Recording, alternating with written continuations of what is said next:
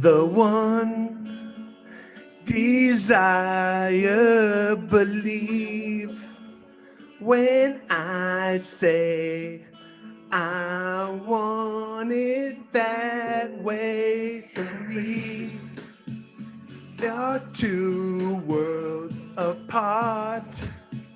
Can't reach to your heart when you say I want it that way. Tell me why ain't nothing but a heartache. Tell me why ain't nothing but a mistake. Tell me why I never want to hear you say I want it that way. Good job, D. Good job. Good job. Welcome to the Greatness Machine. I'm your host, Darius Mirshahzadeh, and we are so delighted to have our guest, Darra Landman, here. Welcome to the show, Darra. Before we get started, I do want to do a little bit of housekeeping. Is that okay with you? Sure. Guys, the format of the show is quite simple. We're bringing together change makers from all over the world who are living their passions to create greatness. And my friend Darra is neither short of neither passion nor greatness. So we are going to be really diving into some really cool, interesting topics. A couple of things to know, though, before we get started about live streaming. We are live, so start a watch party. Ask us questions. My team is on standby, and they will be sending questions our way. But like I said, I'm so delighted to have Darra here. Hi, Dee. Hi, D. Do you have followers? Do people watch this? I act as if I have a million of them. Okay. You never know. At least when I teach class, I know there's like 20 people out there. It's not where you start, Darra. It's where you end. Okay. Yeah. So, you guys, a little bit about Darra. Darra is a professor of English. I read these off, by the way. She's a professor of English at FIT. For those of you who don't know what that is the Fashion Institute of Technology in New York City. It's one of the top fashion schools actually in the world. She's the author of How to Be Unsuccessful at 40, which is her amazing new book that's coming out in 2021.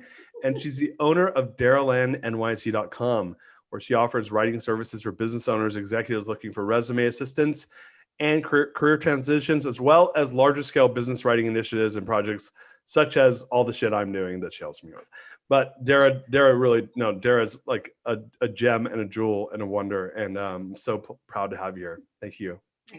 Thank you for joining us. That's what I call myself, a gem and a jewel. Yeah. And a wonder. And a wonder. Yes. Did you like Backstreet Boys? Did you expect that? I enjoy that song. I don't know what made you think I loved it, but okay. That was one of those moments where I was just like, I'm gonna sing Backstreet Boys. I mean, it's a good, you could dance. It's got, but like I wasn't into the Backstreet Boys when they were out. Like No, I knew you weren't. It was like that actually made me want to sing the song even more. I was like, what music does Zara like? She likes Rihanna, Umbrella. I can't sing. Yes. So I was gonna sing Umbrella by Rihanna, but I was like, no, I can't do that. And then I was like, back in high school, she used to like Dave Matthews. And no, not anymore. That high school was a long time ago. So let me give you guys a little bit of background here. Like, as you guys know, I go old school in my show. And so Dee, I call her Dee, by the way. Oh yeah, that's the other part that most of you know, but Darra may not know, is that whatever your nickname is in real life is your name on the show. So I don't fucking call you by your real name. So Dee, or DDDD, she's one of my closest friends. We've known each other since 7th grade, which for you like youngins might not seem like much, but when you're like, don't say it. I'm not gonna say our age, but they already know my age. It's a while. It's been a while.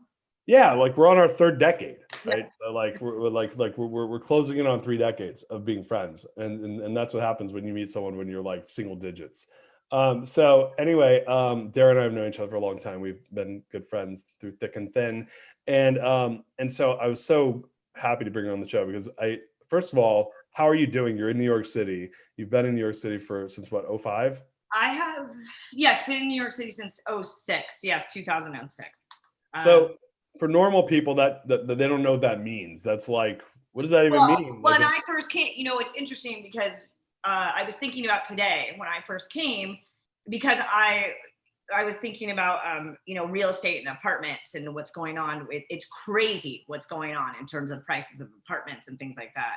And I was thinking about when I first got here a couple years later, it was when the recession hit. And so it's almost going back. It's very similar to that time. So it was really interesting. I was thinking about that today. So I was here through that. And then when everything got good, and then now we're back to kind of, I love, if anybody sends me this Seinfeld thing anymore about New York dying, everyone keeps sending this thing to me. I haven't watched it, but New York might be dead, but for me, it's wonderful. It's so great to be here right now.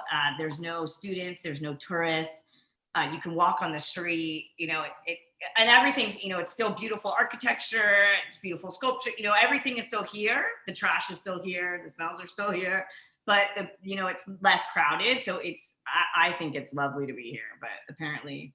Well, yeah, I mean, we have our wonderful president that likes to talk about all the murder and violence and stuff that's there right now. Is that even true? Or is that so I live in Chinatown right now on the Lower East Side. I've lived in this neighborhood for predominantly the whole time I've been here, either here or the East Village.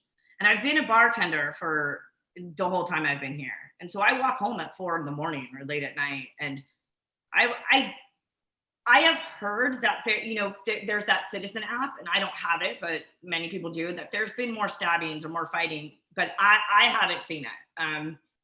I still feel safe. I'm trying to be safer because I know people are getting a little bit more desperate than, because it's a trickle down thing, right? So, the guys that stand on my corner every day asking for a quarter, well, if there's less people walking by, they're getting less quarters, right? So everybody's getting more desperate. So there is a little bit more, the energy shifting, but it's not, and I've heard this a lot, even outside of New York City, that it's very hard to sustain emotions, right? One day you're very happy and you're okay and you think things are going to be okay. And the next day you're just like, you feel like the whole world has fallen out beneath you and you're scared. And so I think that's going on a lot in New York too, where it's one thing one day and another thing another day, and everyone's just trying to, navigate what's next for them.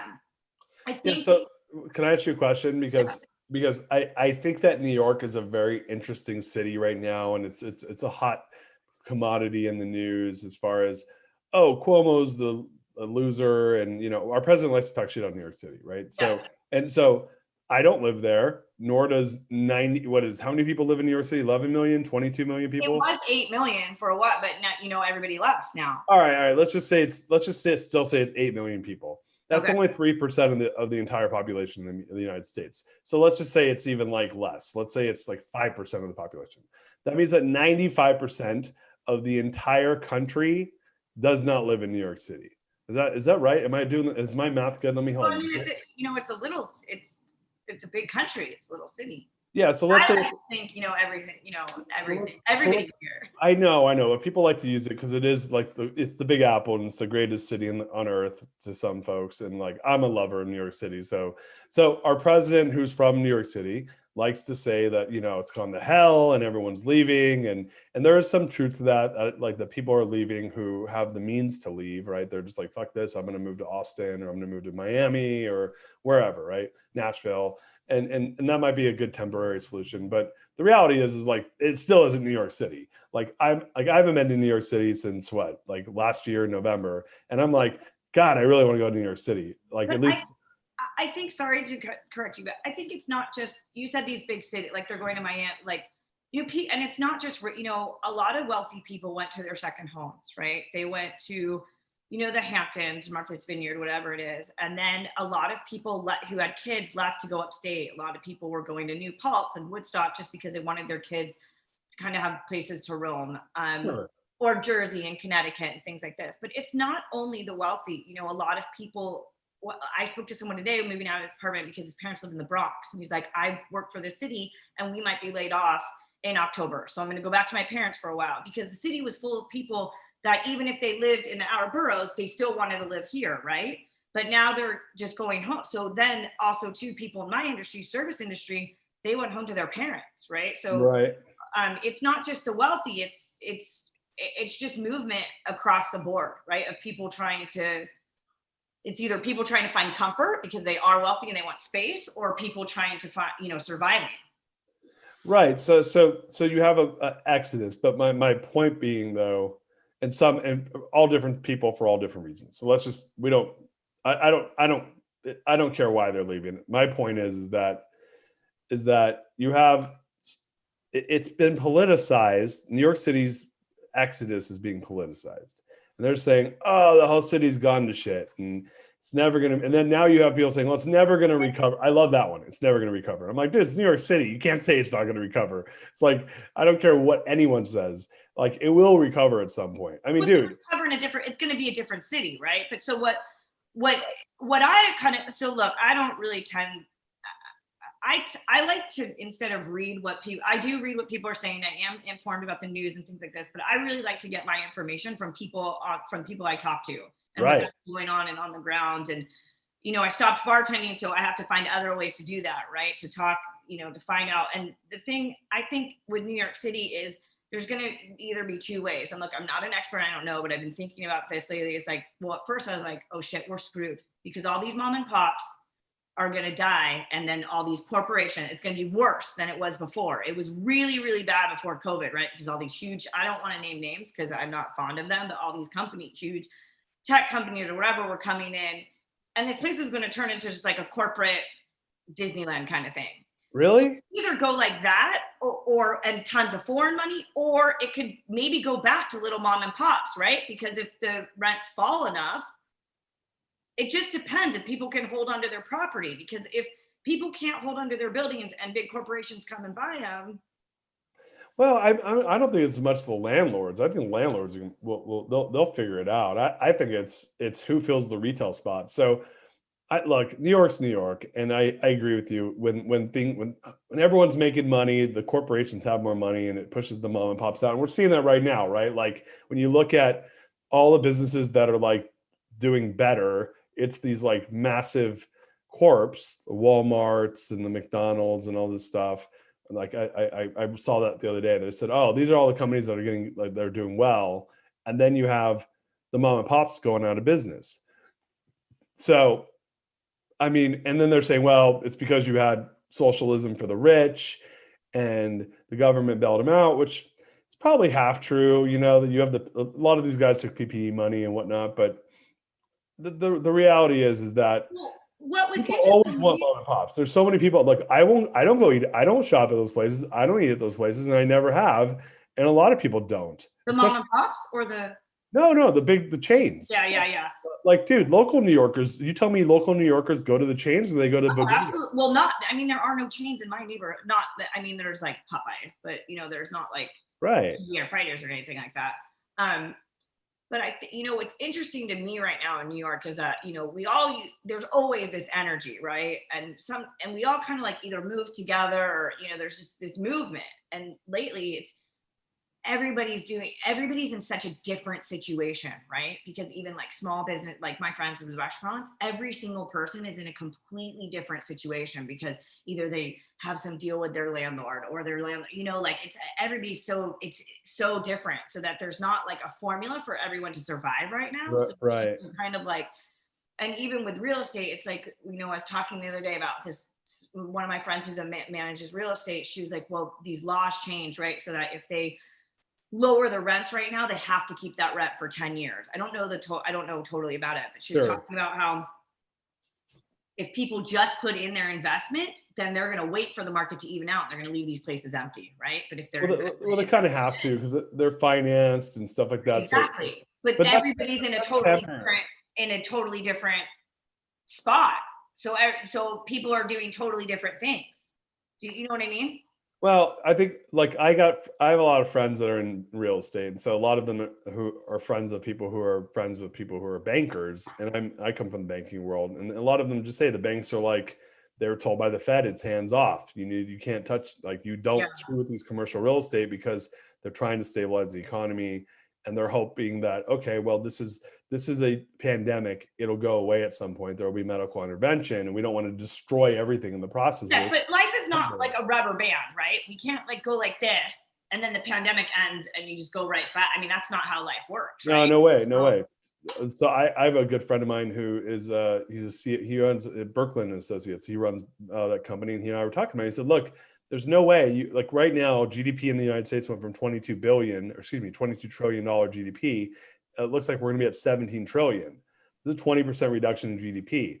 If 60% of mom and pops go out of business, and they represent 60% of the businesses out there, then that's a third of all the businesses are out. Now let's just say that they account for 20% of GDP or some number like that. Well, it's not like that money suddenly reappears. To your point, Right. the economy has to take a leg down. So I agree with you. I think that things are going to have to change, readjust, and then we'll have to rebuild, and so But that might be a good thing. I think it's a good thing. well, I mean, like, how was it? The question is, what direction was it heading in before? I was talking to a friend of mine today that runs a fund, and he was like, "Look, the economy was long in the tooth. It was down. It was Right. ready for something to happen because it was Right. had gone for so long. Who knew that it was going to be a pandemic? Nobody, but it was ready for something. So, Right. so now here you are. You're in New York. Yes. Things are different. I moved to San Francisco, by the way, in September 2001. Okay, Right. I so remember. that was a very similar time to move to San Francisco because Right. that was like, dude, the dot-com boom had started in 94. It went till March of And then it 2000. busted right around that time. It Right. busted Yeah. a year and a half before I moved there. And so I came in it was like bottoming out. And everyone that was there who were like these locals were like, dude, we're so pumped that Yeah. it's back to the way it was. Yeah. It was, I hate to say that, but that's how I feel. Like I was walking around the street today. I'm like, yes. Like they're I like, don't want people to suffer though, and I feel bad, health wise and business wise. I feel bad for people. And look, I'm right there with the suffering people, right? You always used to call me, Rita, from Living Color. I only had 7 jobs. I'm so lazy. I've always had, because you would make fun of me, but I've always had like multiple jobs. And when this happened, all of my jobs stopped. So I'm suffering right along with everybody else, but I do feel there can be a sense of, rebuilding and regrowth. And there can be something, I happen to love New York City right now. yeah, no. I mean, I think that like these cities get these hearts to them, right? And then they attract a certain type of person. And then the economy starts going crazy. A lot of money comes in. When it's all about the money, that tends to dilute the culture, right? Like money can in some ways add to the culture, but usually it dilutes the culture because and there's a scientific term for this, by the way. Do you know the term? Let me hear it because I was thinking about this yesterday. It's I think the exact term is douchebagology. That sounds good to me. Yeah, it attracts all the douchebags. They fly in when there's a lot of money, and then they fuck it all up because they suck. And It's and weird. It's so weird. yeah, Like yeah, you. yeah, it's douchebagology. So you get, and there's different flavors of douchebagology. So if you're in LA, it's a certain flavor. If you're in San Francisco, it's a different flavor. It's a little bit more techy, and they can program a little better. LA is a little bit more like hip and superficial. New York's a little bit more like bravado and cheesy kind We're of. gritty, aren't we gritty? No, the cool New Yorkers are the shitty ones just suck, but they have that edge to them too.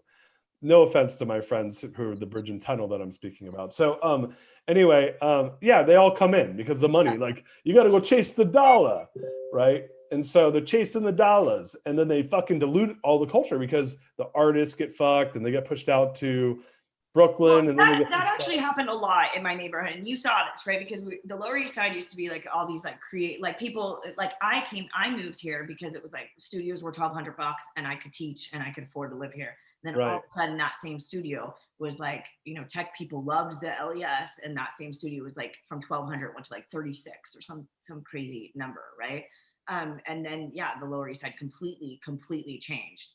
And I guess it was douchebagology what you are talking about. We have to call it by its official sign. But I mean, we also have to be, thankful, because look, I bartended for a long time in the Lower East Side, and when I first started bartending, we were just thankful that people were coming in and allowing us to build these businesses. Like people were coming down from wherever shitty place they were, like Midtown or whatever, and coming down to our bars and enjoying our drinks and our food and all that, and that we were able to make money. Well, now now the place is just, you know, inundated with stuff. But there was a time when, you know, we were just thankful, whether they were douchebags or not, we were just thankful that people were coming and providing us with business. Yeah, yeah. Listen, it's not one or the other. The too much of anything sucks, right? So it's like, Not too yeah, much of me. no, not too much of you, D. Not at all. By the way, we have a question. I want to ask. Yes, question. Oh, someone's watching. Yeah, come on. What are you talking about? We have floods of followers. This is like the hip and with it. Also, show. by the way, everyone, I'm hungover, so I'm drinking a cocktail. Is this appropriate for my students? Yeah, it's all good. It's all good. It's booze friendly. It's 8:21 p.m. in New York. You can booze as much as you want. Sure. Question: has this pandemic and the shift in your work situation inspired any interesting plans or business ideas for you personally? Oh, we're going to be talking about one of them, but well, yes, but actually, we had kind of said we weren't going to talk about this one, but it's yes, because one, I could live anywhere right now because my main job of teaching, I'm doing from home. So I could have left, and then I shifted everything to writing, whereas I used to supplement my income a lot with food and beverage or starting small businesses. What else was I doing? Oh, I worked at TMS. But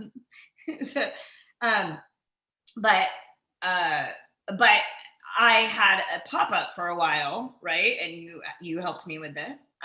So I did a breakfast burrito pop-up for a while, and for whatever reason, we had to kind of cancel it. We had to stop it. But we have spoken about this, right? That if things, you know, open up, you know, if the rents go down and things open up, that we might revisit that. And I say we because you're going to be involved in this too, right? What's the word? Yeah, the official we. Yeah, no. So yeah, you Darra is trying to start a burrito spot. I was trying. I stopped trying, but I had a breakfast burrito pop up. It did okay, and then so in terms of me changing, I think yes, but and I don't know who asked this question if I'm even answering it, but in terms of shifting work, what I've seen a lot. So I teach business communications, and last semester was, I mean, and we, you know, it was happening in real time, right? Like we were on campus, the next week we weren't on campus. I help kids get internships and jobs, and each class we would start and I'd say, okay, who's still working or who has an internship? And there was just this long line of internships that were canceled and jobs and companies that were out of business. And like these kids were normally, I helped them get jobs. I just had to help them like feel okay that there were no jobs. So maybe not so much me, but I have seen a lot of people having to shift, and you really have to kind of know yourself and where you can shift into, right? And be prepared and kind of where your skill set can kind of, I don't know, adapt, right? Mm-hmm. And so, well, yeah, I mean, I think in any crisis that makes sense. So for you right now, I mean, one of the cool things that I think you're working on, which, I mean, obviously you're working at FIT and you've had that gig as a professor there for a long time. I've been there for 14 years. But I think we should talk about the book. So Darra wrote a book. I got to beta read her book. And I'm going to say this, like, if there's any agents out there watching, good luck. This is an incredible book. So Darra has been, how long have you been a writer for, Darra, since you began? You know, I don't know. It depends. So I've never really other people call me a writer. I don't really, you know, I'm not published, and I'm welcome to say maybe that means I'm not a writer. No. Actually, I'm going to correct you right now. So let me correct you. So Okay. because I was corrected on this, because I'm an author, as we know. Let's show my book. Yeah. I just trumped that. I trumped the Bible. But no, this is so yeah. So I'm a writer. I want you all to know, watching, I've read this over 10 times, cover to cover. Darra was for various reasons. Darra was a beta reader, and then Darra's helped very much in many aspects of the book. And so a bad question, an inappropriate. No, we just got a question from a known suspect of ours, from someone from high school, a known entity of both yours and mine. I'll get to you in a second, buddy. And so anyway, so when I went to write my book with my publisher, he's like, listen, none of you are writers. He's like, there was like this thing where there's a bunch of authors and we all got together and we were getting coached. He's like, none of you are writers, you're authors. That means you're an authority, but you don't actually know how to write. So okay, I think you are a writer. Well, I have been a writing professor for 14 years, but I fell into that, right? Because literature was my specialty. I can only imagine what questions are written, but literature was my specialty. But I have been a writing professor for 14 years, and then I also have been copy editing and doing all of that, writing and stuff for that same amount of time. Yeah, so you're right.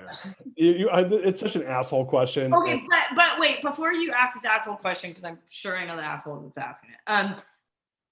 So this idea, this book, it's titled "How to Be Unsuccessful at 40," right? So the concept is, how can we, reprogram? How can we redefine these concepps of stop? You got to pay attention to me. Remember, I told you about this. Sorry, I got distracted by the question. I'm teaching my students. No, okay. How can we redefine these concepts of success and failure, right? Because I think we've been programmed to think certain things, and then people feel unworthy when really, and why I use myself for this, because I think I'm one of the best examples of this, because I probably don't have one single thing that people consider successful, right? I have not been married. I don't have kids. I don't own a home. I don't own a boat.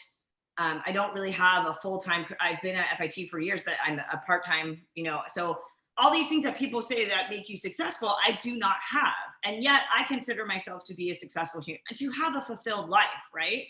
But it took a long time and a lot of reprogramming for me to see that, for me to understand it. And I think there's a lot of people, whether you have all those things or not, that feel the same way, right? That they look to somebody else is always better. There's so much pressure on them to become these accepted. And then what I'm finding in the younger, which is where I started to feel this way, but in the 20s, a lot of females are coming to me and they're like, I don't want to have kids and I don't want this path that everybody knows, and I have to figure out what to do, right? Right. But they don't feel okay doing it. And so I think there needs to be some sort of comfort, and then a lot also in the book is there's intermarriage, there's being with married people, there's race in it, there's a lot of spicy shit in there. There's pregnancy in it, and then there's this me working until 4 a.m. and all of these things. So it's like Sex in the City on fucking acid. I mean, like I'm not even the target audience. Like I'm like that book is. I don't know. I think anybody could be the top, but a few people read it. I'm not. Listen, when you write a book, you always. This is where I will speak out of experience. When you write a book, you're writing for a specific audience, and then there might be other people. Right, of course. So I am by far and away not the fucking specific audience. Like this book's written for, more than likely. But you did say you enjoyed it, and you did text me in the morning with quotes that I wrote, right? So that's my point. That's the point of what I'm about to say, is that I'm not the target audience. I'm like, this is a fucking amazing book. So I'm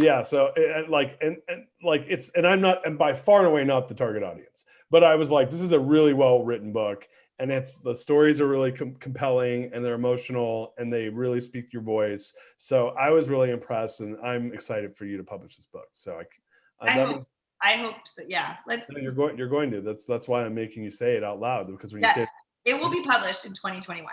Yeah, exactly. So Darra's book, How to Be Unsuccessful at 40, which is coming out in 2021, is going to be awesome. I'm so excited for you. I'm not going to read this question because my friend, it's our friend Rich. Oh.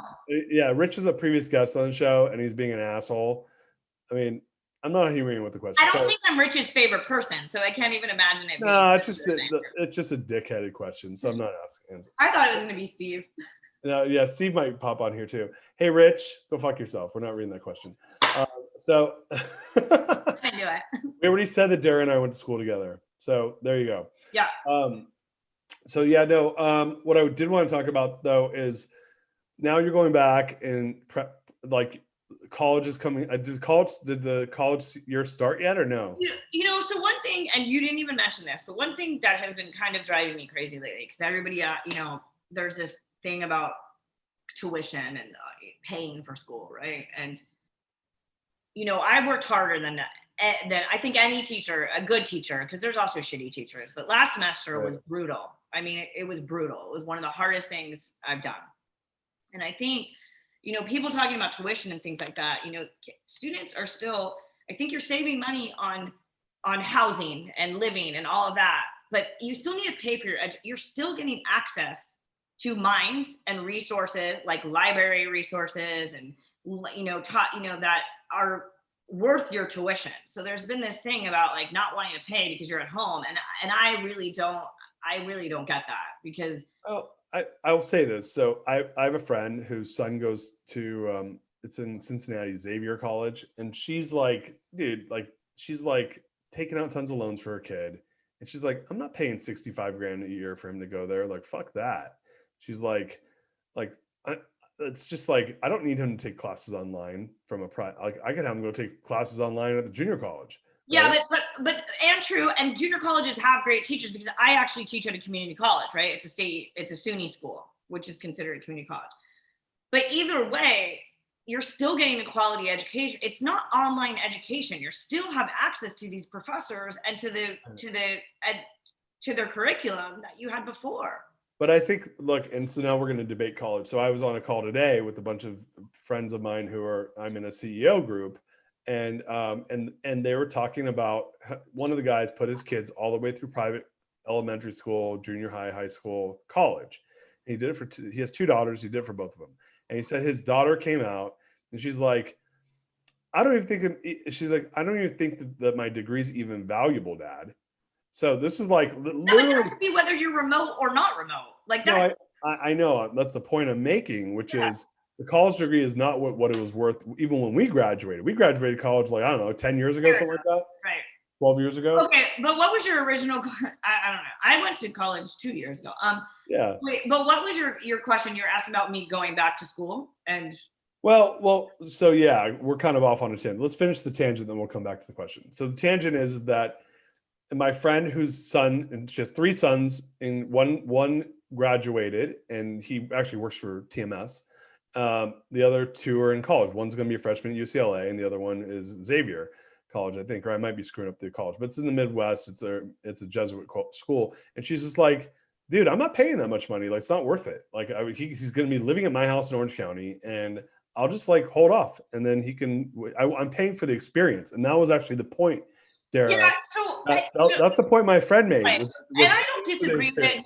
The baby boomer, like my parents would say that too, right? Like it was the experience. My parents probably didn't give a shit if I went to class. Like I kept going to class because I'm like, my parents are paying for this. Like I wanted to respect them, but they probably didn't care. They cared that I was like at Berkeley and around kids and whatever. And I guess there is something to be said for but I don't think you need to go to a college, like pay a college to do that. Then have your kid move to a city and don't send him to school. Like there needs to be something to be said for education. I agree with you. We're agreeing. But I can have a move to a city and not pay for college, and it's a lot, and I'm probably gonna save money. So we'll agree to disagree or agree to agree, whatever you want to say. We don't really ever disagree. We're going to agree to agree. Anyway, so Darra, so you're back. The kids, you're teaching the kids. So last year, when did you guys go remote at FIT? Yeah, I actually haven't thought about it much because I'm a little bit nervous about it. But so like last semester, I had my students up until like March, right? And then it was like, boom. City is done. Right? Don't leave your apartment, okay? So, which by the way, I somehow landed in this huge apartment. We won't talk about that.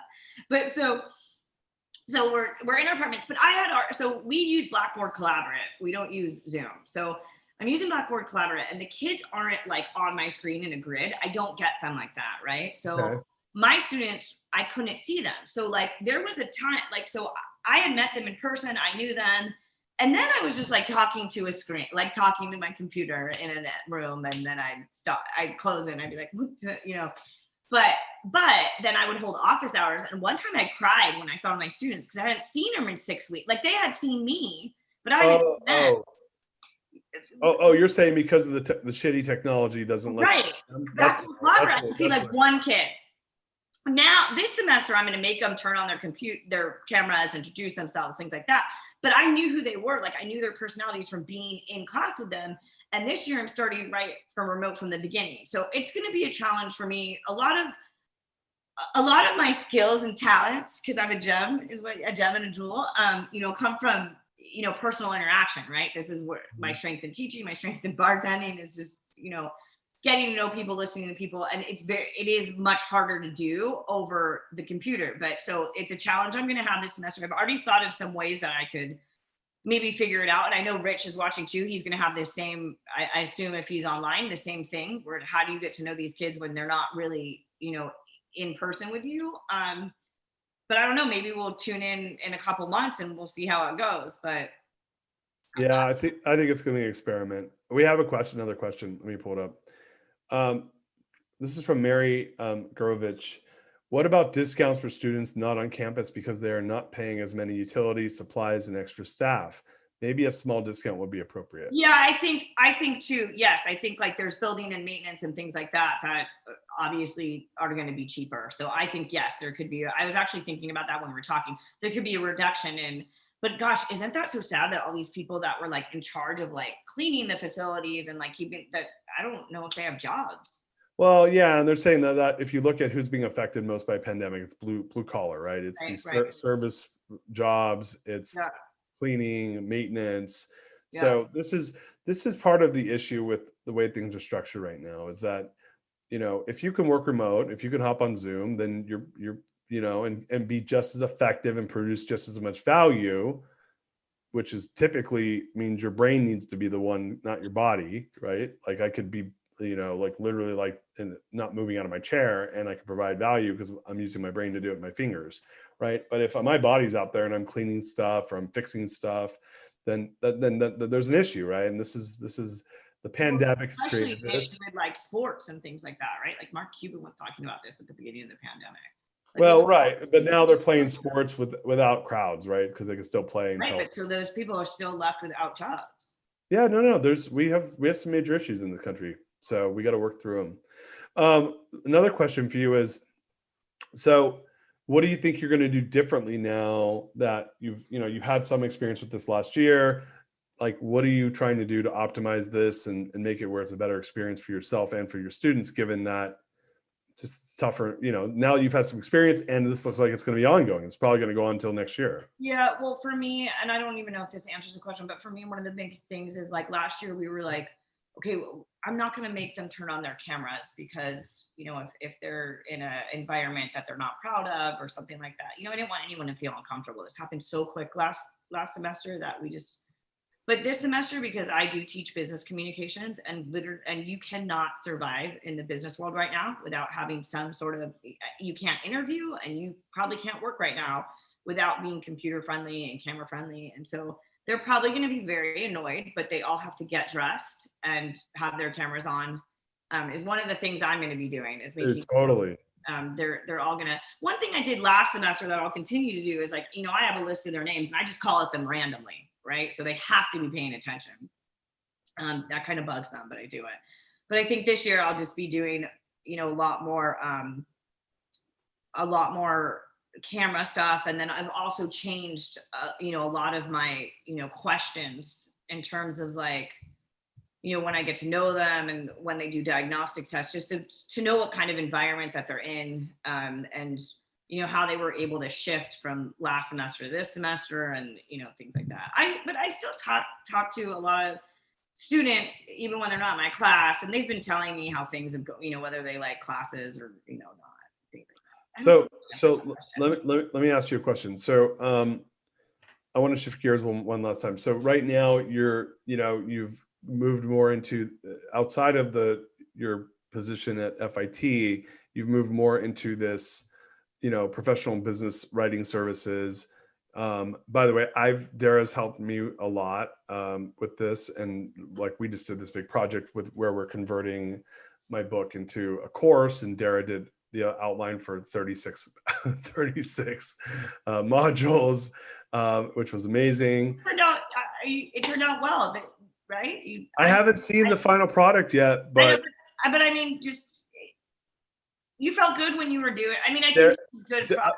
I'm going to brag about you for a couple minutes. So just kick back. You can sip on your drink. So, yeah. So I was like, fuck, I'm doing this book launch, and one of the guests that was on the show, I'll leave his name nameless. He was like, dude, you got to do a course, Darius. Like, you got to turn that into a course of, this is something that everyone needs to know. And I was like, yeah, okay. And my entrepreneurs was like, literally dove head first. I'm like, I'm doing a course. Like, doing a course in the middle of doing a book launch is like, literally, like, it's like the book launch is a lot of work. Doing a course on top of it, it's like 2 jobs. Like if you think writing a book is hard, no, book launch is way harder. Like, I didn't know that. I know that now.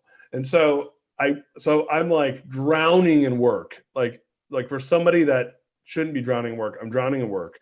And I was like, I need help. I was working like 15 to 16 hours a day. So I was like, Darra, help.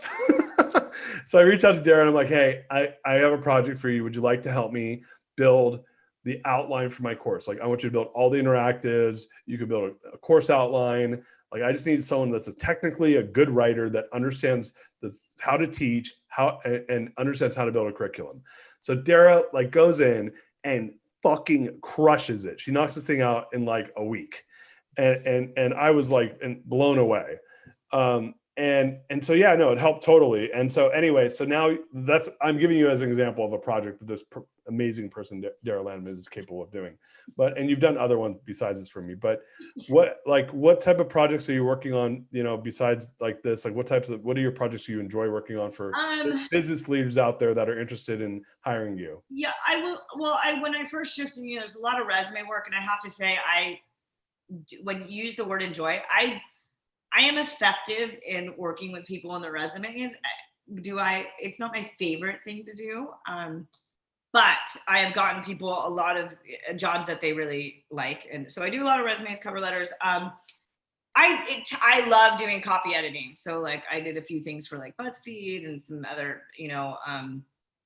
publications out here, but I've been working a lot with people who are applying to schools. So what I tend to be, it's coaching and writing together, right? Because I think a lot of things about writing is that, you have to get into the right emotional headspace. You have to I do a lot of like structuring with people. I schedule what they're going to do, like when they're going to write and what their products are going to be and stuff like that. So I've been doing a lot of like people who are doing like applying places. I've been helping them with that, copy editing. And then I did your curriculum, and then I took some time off. I know my project was a lot of work. And then I was drunk for a couple weeks. Yeah, there's nothing wrong with getting drunk for a couple weeks. Yeah, you just said what everyone in COVID has been doing too, by the way. So for people in COVID who lost weight, please don't talk to me. But if you I know a few people. They're like, you are a hot mess right now, then you can be my friend. They ride their Peloton while they're on the phone. Yeah, no. That's how it works.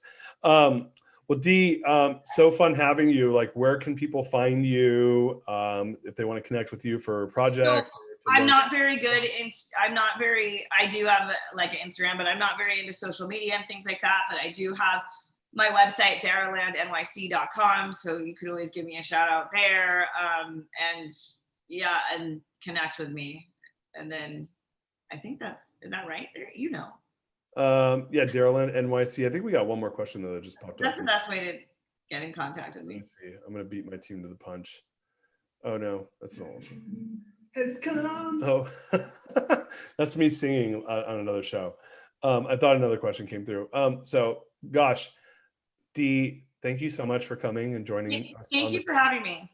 Yeah, I'm so grateful to have you in my life and as a friend and helping me with all my troubles. Guys, follow darralandnyc.com. You can check out, and I highly recommend it. You've helped other friends of mine with different writing projects, whether it's you're an executive and you're trying to do a career transition, or someone that's trying to apply to grad school, but I would say those are for like, if you're not a business person who is a business owner. If you're a business owner, like, and you want some legit work, like someone who's a maniac writer to like do some badass business writing. Well, what I did for TMS, remember I started TMS in like the teaching department, right? What do we call it? L&D, learning. Yes, in the learning and development. And then I ended up writing policies and procedures. Yeah, so you were a big part of that. Darra helped actually, and this is actually, I'm going to plug my book because why wouldn't I? Darra actually was she was the copy editor and writer for the original core values for the Money Source. So I'm so excited. Yes, I forgot about that. Yes. We did the core values. I remember you would text me or email me, and I'd be like walking down the street or on the subway, and I was very excited when, it's funny that you mentioned that, because then when the book came around, I was very happy about that, because we spent a lot of time on those core values, right? On the descriptives, to get them to say what you really intended to say, to use the language that you wanted. And I want to say to you, you really did put in the time to get, to have the writing good, to have strong writing on those. So yeah. So for people, I'm going to say this right now because I'm going to use this video in the future. For people who, because I'm with the book, like I said, I'm launching a course. There will be people that want to do the course that don't feel like they're very good writers. You'll still need to be involved, but Darra is a really good person to work with when you're in that part of the process. So I'm saying that right now so I can just send them this video later. Yeah, also too, I'd love to do that. I loved working with it. I do like the concept of core values. I like, knowing what and this is what is in the book, right? Knowing what your authentic organization stands for, right? And then how to express that and communicate that. So that's great. So I do want to ask one last question. So I know your book is How to Be Successful at 40. No, unsuccessful. How to be unsuccessful. Unsuccessful. Even more important.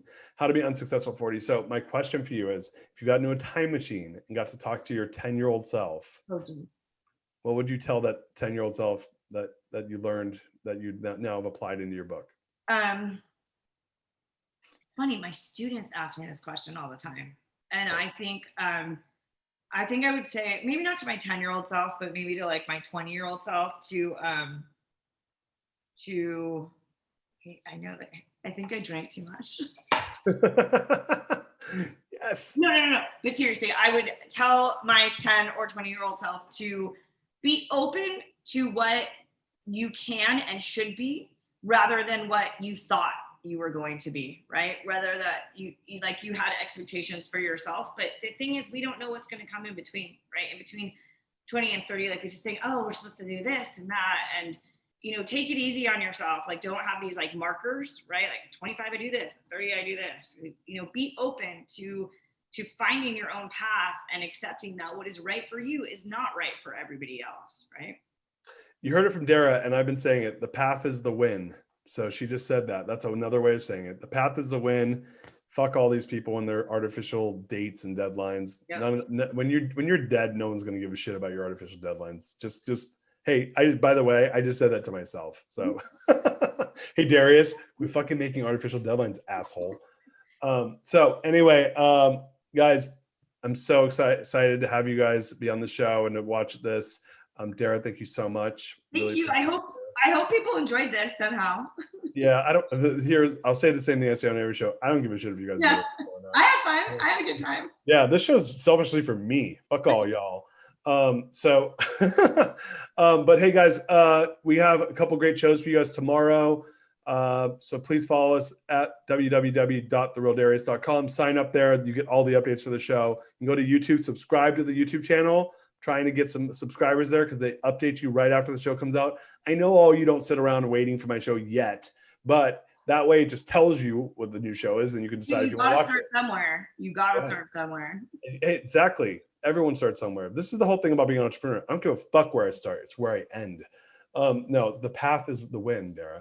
The other part is at The Real Darius M on Facebook. This is where all the magic happens. We do stream live on YouTube, Twitter, Twitch, all that stuff. No one, that's for little millennial kids hang out, but for us adults, we're here. And do you have a TikTok? I do have a TikTok. It's The Real Darius. It's the Darius Show, but I haven't done TikTok that much. I'm an early adopter, so I'm big on social. I was on Friends, I was a Friendster guy. Yeah, MySpace, Friendster, yeah. Friendster, MySpace. I had facebook.edu when you couldn't get on without the .edu. Oh yeah. I remember that. Yeah. Anyone who's like old is like, what the fuck's this guy talking about? Young people are like, yeah, that's when it was cool. Yeah. So anyway, guys, thank you so much. Talk to you guys tomorrow. Peace. Bye. Thank you. Bye, everybody. Love Bye. you.